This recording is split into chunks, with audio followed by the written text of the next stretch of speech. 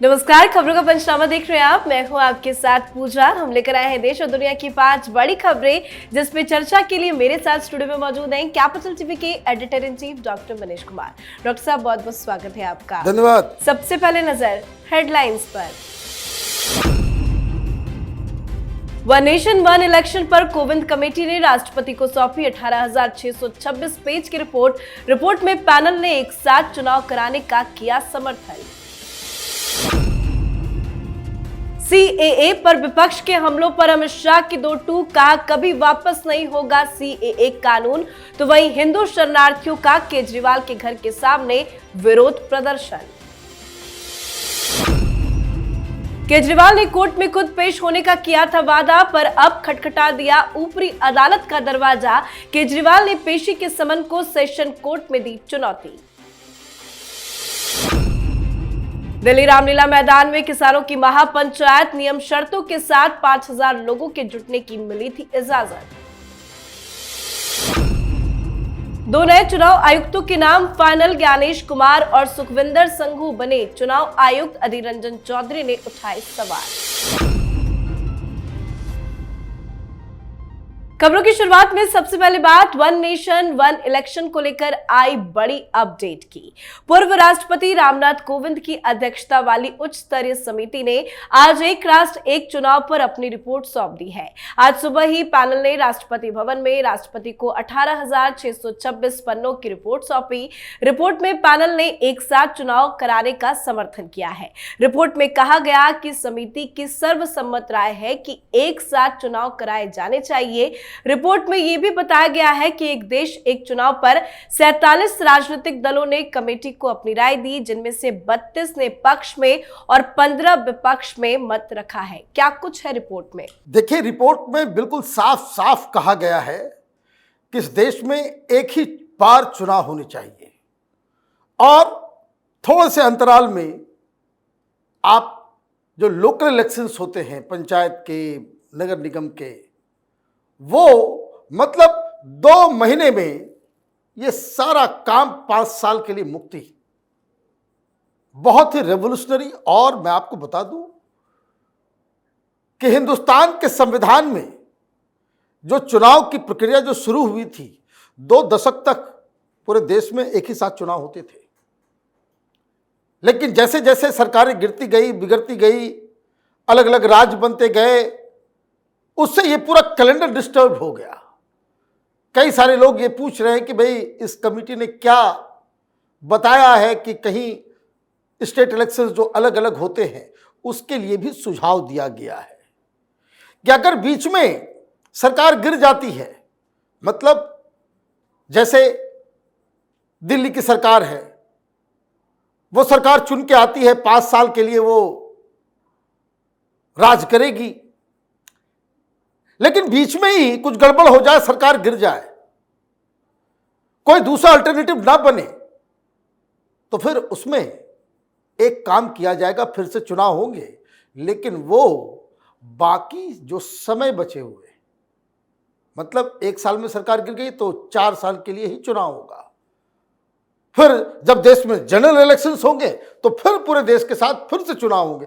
इससे समय भी बचेगा, सरकार के कामकाज में स्मूथनेस भी, और बहुत सारी बीमारियां इस हिंदुस्तान के जो पॉलिटिकल कल्चर को जो लगी हुई है उससे निजात पाया जाए। एक रेवोल्यूशनरी एक पहल है प्रधानमंत्री मोदी का, और अभी तो प्रपोजल आया है, सरकार बनने के बाद इसको लागू किया जाएगा, ऐसी उम्मीद करनी चाहिए। बिल्कुल। अगली खबर में सीए पर मचे बवाल की चर्चा करेंगे।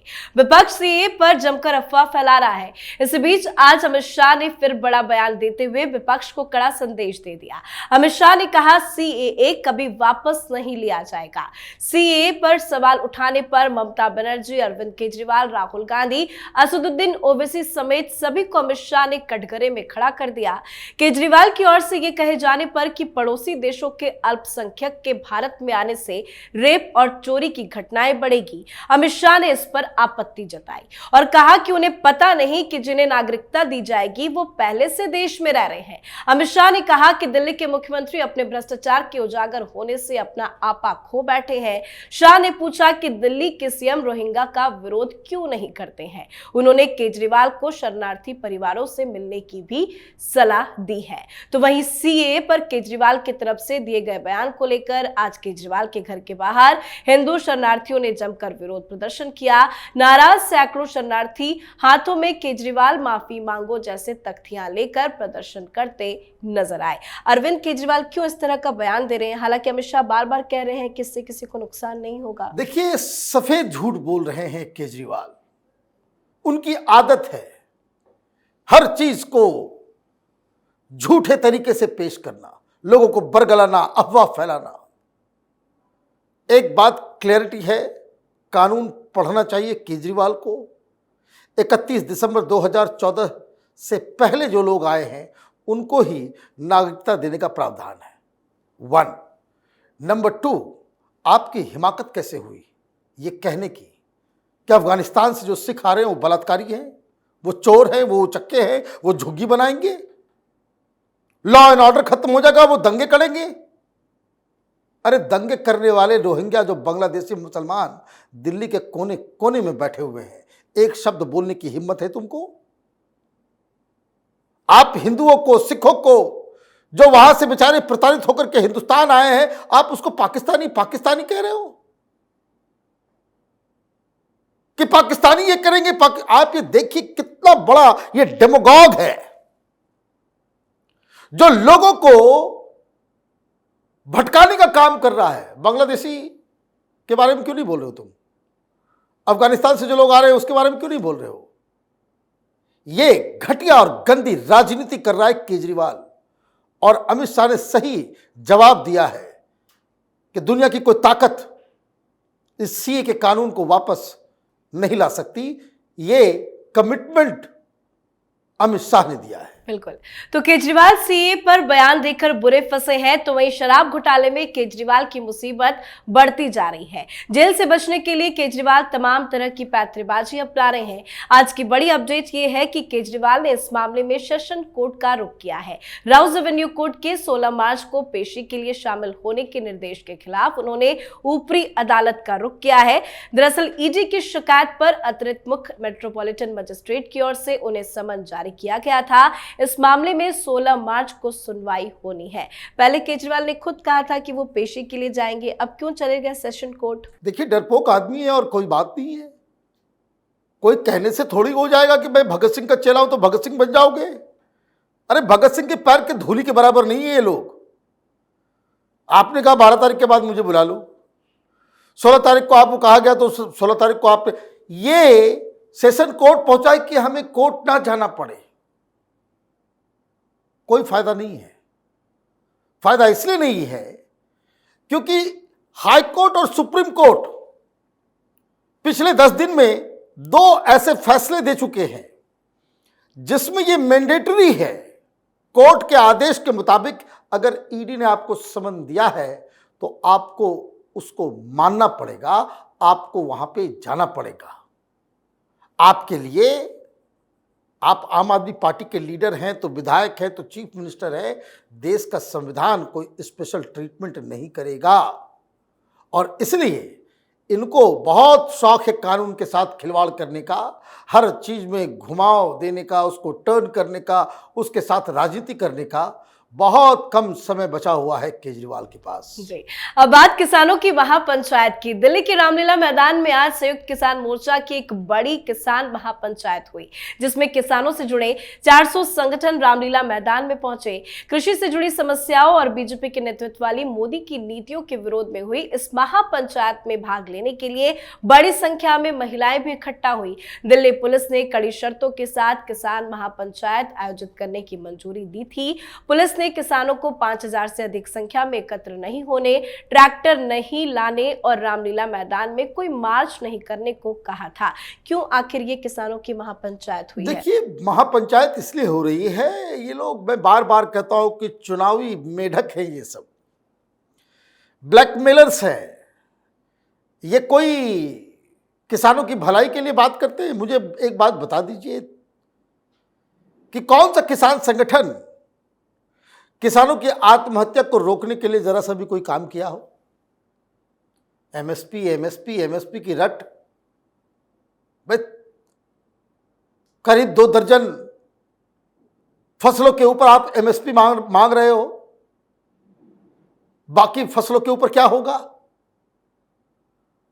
एमएसपी की मांग ये हरियाणा, पंजाब, वेस्टर्न यूपी बड़े बड़े किसान वो कर रहे हैं, बाकी किसानों को क्या होगा?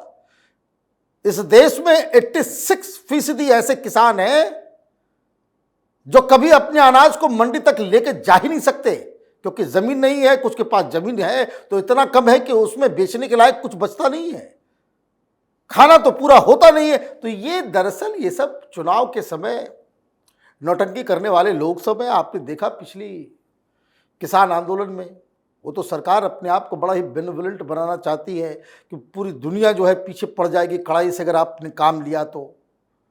सुप्रीम कोर्ट के आदेशों की अवहेलना भी हो जाती है, लेकिन फिर भी सरकार कुछ नहीं करती।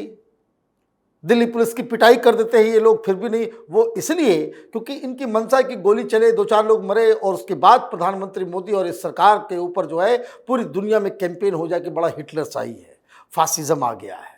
This is their game plan. और उसके लिए क्या करते हैं ये लोग?